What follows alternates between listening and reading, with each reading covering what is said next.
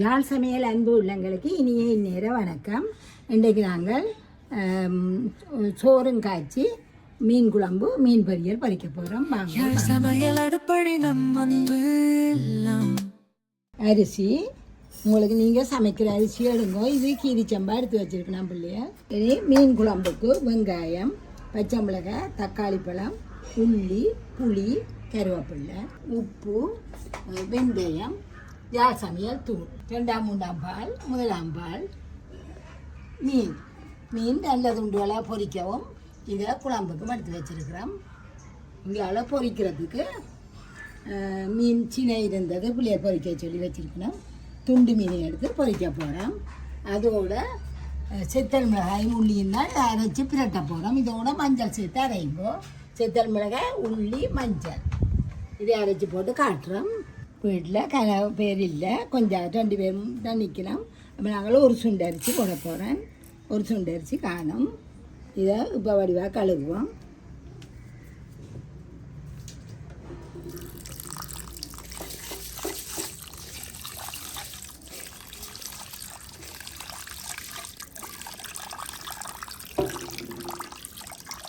அரிசியை கழுவி கொண்டு வச்சுருக்கிறோம்.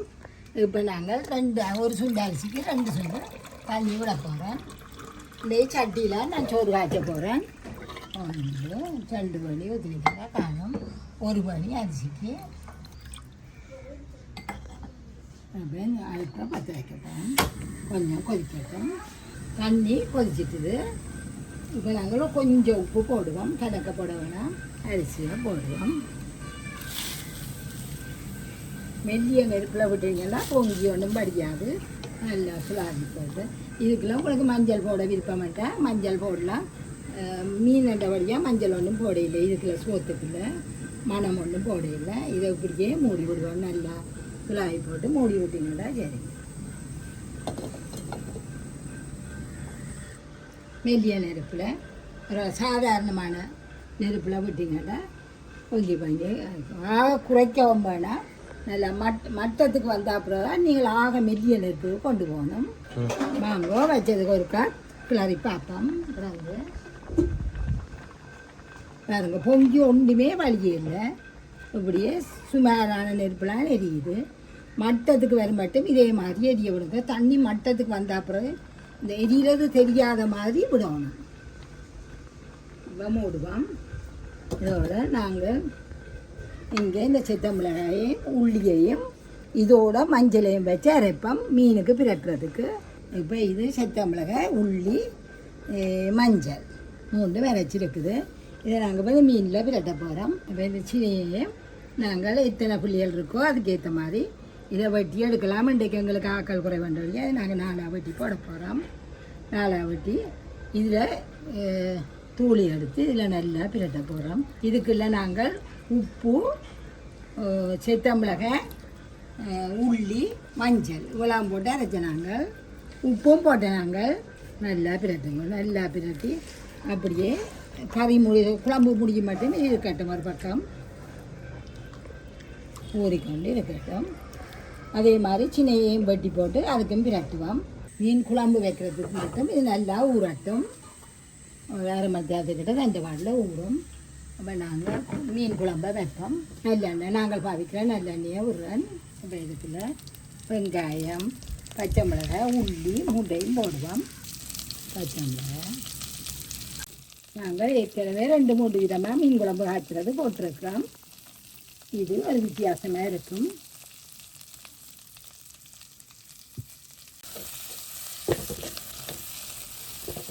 நல்லா தாளிங்கோ.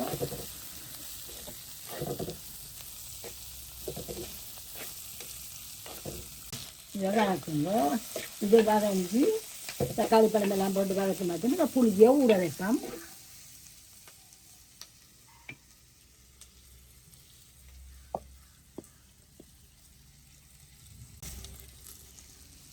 கலந்து ஊறிக்கொண்டு இருக்கட்டும். நல்லா ஊறுனா உங்களுக்கு கரைக்கிறது சுகமாக இருக்கும்.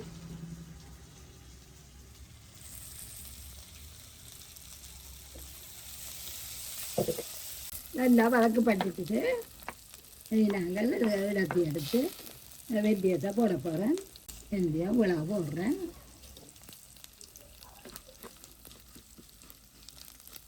இந்த கருக விட்டுறாதீங்கோ. போட்ட விதத்தில் நீங்கள் தக்காளி பழத்தை போடுங்க. 2 இடம் கிளறி போட்டு தக்காளி பழத்தை போட்டிங்கன்னா மேற்கொண்டு வெந்தயம் கருகாது.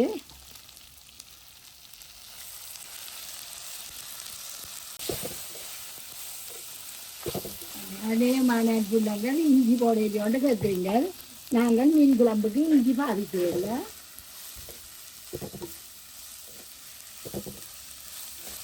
இஞ்சியும் பாதிக்கிறதில்ல, தயிரும் பாதிக்கிறதில்லை.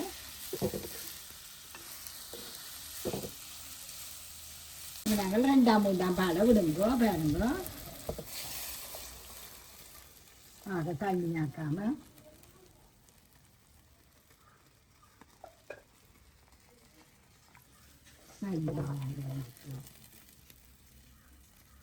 புளியை விடுவோம். புளியை நல்லா கரைச்சி போட்டு நீங்கள் உங்களோட ருசிக்கு அளவாக புளியெல்லாம் போடுங்க. கிட்டத்தட்ட ஒரு தேசிக்கு அளவு, ஒரு பெரிய தேசிக்கு அளவு சுமாரான குழம்புக்கு காணும். இப்போ தூளையும் போடுவோம். இப்போ நாங்கள் அநேகமாக 3 மேசக்கரண்டி தான் போடுறோம். நாங்கள்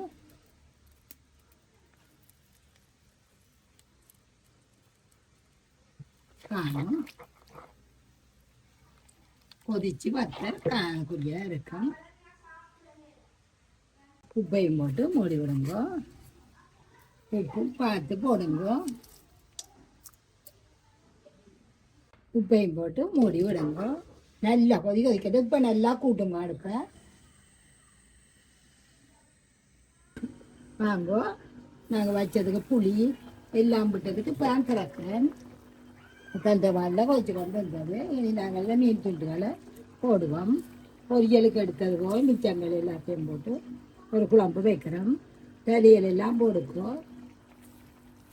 தலையலை சின்ன சின்ன வட்டி வச்சுக்கோம்.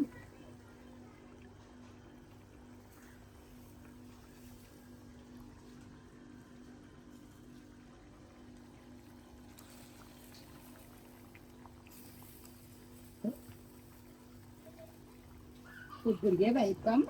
மீன் ஒரு கொதி வைக்கட்டும். இப்போ நீங்கள் வடிவாக அப்போ போடலாம். பேந்து போட இயலாது. பேந்து மீன் கரைஞ்சிடும். பேந்து மெல்ல மாட்டி ஆட்டி தான் எடுக்கணும்.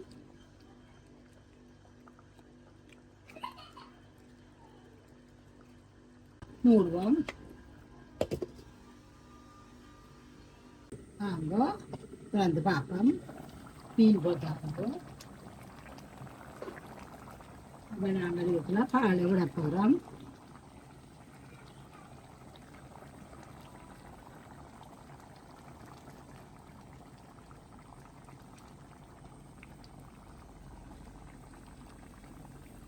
சின்ன கப்பி என்ற வழியா 4 நேரம் ஊற்றலாம். மிச்சம் வச்சிருக்கு மெச்சக்கஞ்சிகளுக்கு.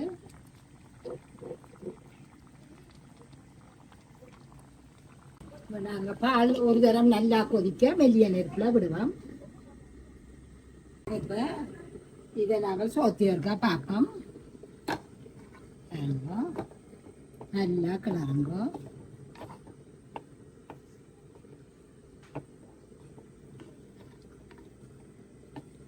நல்லா ஒன்றும் ஒட்டாமல் நீங்கள் மெல்லிய நெருப்பில் விட்டு விட்டு செய்தீங்கன்னா ஒன்றும் ஒட்டாமல் நல்ல உதிரி உதிரியாக வரும்.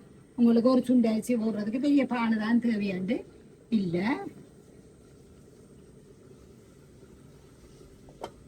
இதை நாங்கள் மெல்லிய நெருப்புக்கு மாற்றுவோம். நல்ல மெல்லிய நெருப்போட விடுங்க. இந்த எரிகிறது தெரியாத மாதிரி விடணும். இப்போ கொதிச்சு கொண்டே இருக்குது. நாங்கள் இதில் கொஞ்சம் வெந்தயம் போட போகிறோம். வெந்தயம் கொஞ்சம் போட்டுட்டு அப்படியே அடுப்பை மூடி அடுப்பை தூக்கி இங்கே கரைக்க தூக்கி இங்கே வைக்க போகிறோம். அதை அதுலேயே துறக்க வேண்டாம். அதுலேருந்து கொஞ்சம் ஒன்று இருக்குது. இனி பொரிக்கிறதுக்கு ஆயத்தப்படுத்துவோம். வாங்கோ கொஞ்சம் எண்ணெய் விடுவோம். இப்போ நாங்கள் இந்த சினியலை ஒவ்வொன்றா எடுத்து நாங்கள் இந்த வெட்டின பக்கம் இருக்கല്ലോ அது ஒருக்கா இந்த சோள மாவுக்குள்ள ஒருக்கா குத்தி போட்டு போடுவோம். ஒன்றும் பிரிஞ்சு வராது. அப்படியே எல்லாத்தையும் குத்தி போட்டு போடுவோம். எல்லாம் போட்டுட்டோம். ஒரு பக்கம் பொரிக்கட்டும், மற்ற பக்கம் திருப்புவோம். இப்போ நாங்கள் திருப்புவோம்.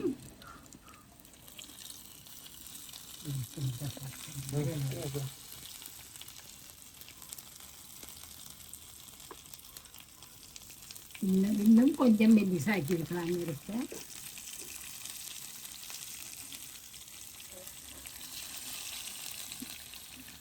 அந்த மெல்லிய நெருப்பில் கொடுத்தீங்கன்னா தான் உள்ளுக்கெல்லாம் நல்லா ஊதி வரும். இது நாங்கள் போட்ட அந்த சீத்தமிளகா உள்ளி அரைச்ச கூடு இப்படின்றான் காட்டுது உங்களுக்கு. ஆனால் ருச்சியாக இருக்கும். வாங்க மெல்லிய நெருப்பில் விட்டு நல்ல வடிவாக முறையும் உள்ளுக்கெல்லாம் நல்லா வெந்து போய் இருக்கும். நல்லா எண்ணெய் இல்லாமல் நல்லா தெளிச்சிடுங்க. இதுலேயும் பாருங்க நல்லா அந்த செத்தமிளகா உள்ளி அரைச்சது தானே, அதுலேயும் மெல்லமாக நாங்கள் இந்த சோள மாவை தூவி விட்டோம்டா அந்த கூட்டுகள் ஒன்றும் கலராது.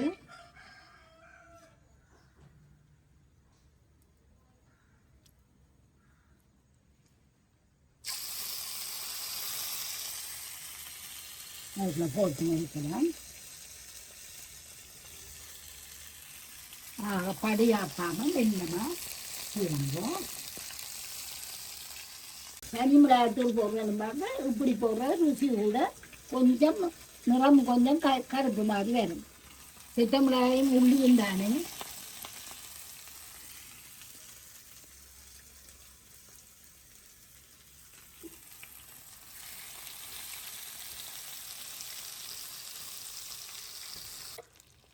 வாங்கோ இறக்குவோம் ஒன்றுல.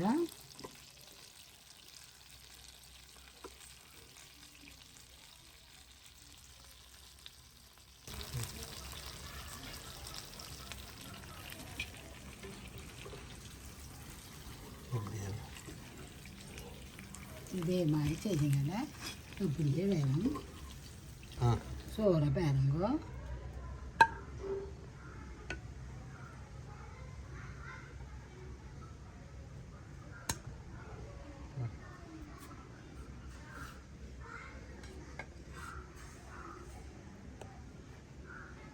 கப்பை வைக்கல கொஞ்சம் கபடமாக வைக்கணும்.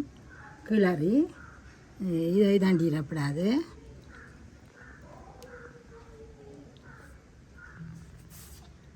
மீன் குழம்பு நல்லா இருக்கும். நாங்கள் கைக்கு தெரிச்சு தான் காய்ச்சிறது. வேறு இந்த மீன் குழம்புன்ற வழியாக இப்படி செய்யுங்கன்னு சொல்லி வச்சுருக்கணும். இந்த பொரியலும் சும்மா தூள் போடுறோன்னு பார்க்க இப்படி நாங்கள் அரைச்சி போடுறதில் வித்தியாசமான ருசி. இதே மாதிரி செய்யுங்க, இப்படியே வரும். யார் சமையல் அடுப்படி நம் அன்பு எல்லாம்